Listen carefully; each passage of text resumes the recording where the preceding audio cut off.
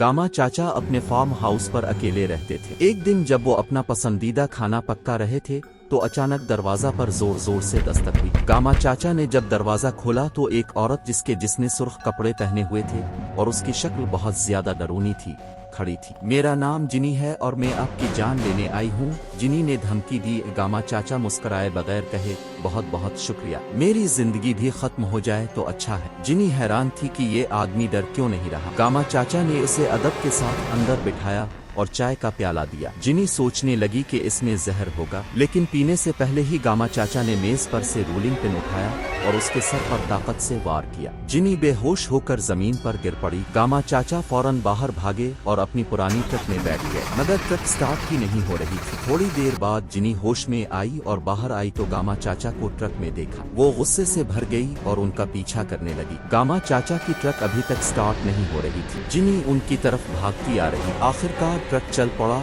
और गामा चाचा रवाना हुए। जिनी उनका ताक़ुब जारी रखे हुए थी। कुछ दूर जाकर गामा चाचा ने पीछे मोड़कर देखा तो जिनी दौड़ रही थी। गामा चाचा डर गए और तेजी से गाड़ी चिल्लाते रहे, मगर जिनी उनसे दूर नहीं हट रही थी। आखिरकार गामा चाचा ने अपनी गाड़ी को एक पाल पर ले जाकर रोक दिया और नीचे बहते पानी में कूद पड़े। जिनी भी उनके पीछे पानी में कूद पड़ी। पानी में जिनी की ताकत महदूद हो गई। गामा चाचा ने इस पर हमला बर्पा किया और इसे दबोने की कोशिश की। जिनी सांस लेने के लिए सतह पर आने की कोशिश कर रही थी। गामा चाचा ने इसे दबोचकर पानी में गौता दे दिया। जिनी बहुत देर तक सांस न ले सकी और बिलाखिर बेहोश हो गई। गामा चाचा ने जिनी को किनारे पर धकेल दिया और खुद सालम व खैर पानी से बाहर निकले। वो पैदल ही अपने घर की तरफ रवाना हुए। जब वो घर पहुंचे तो जिनी अभी तक बेहोश थी। इस दिन के बाद जिनी कभी लूट ना सकी।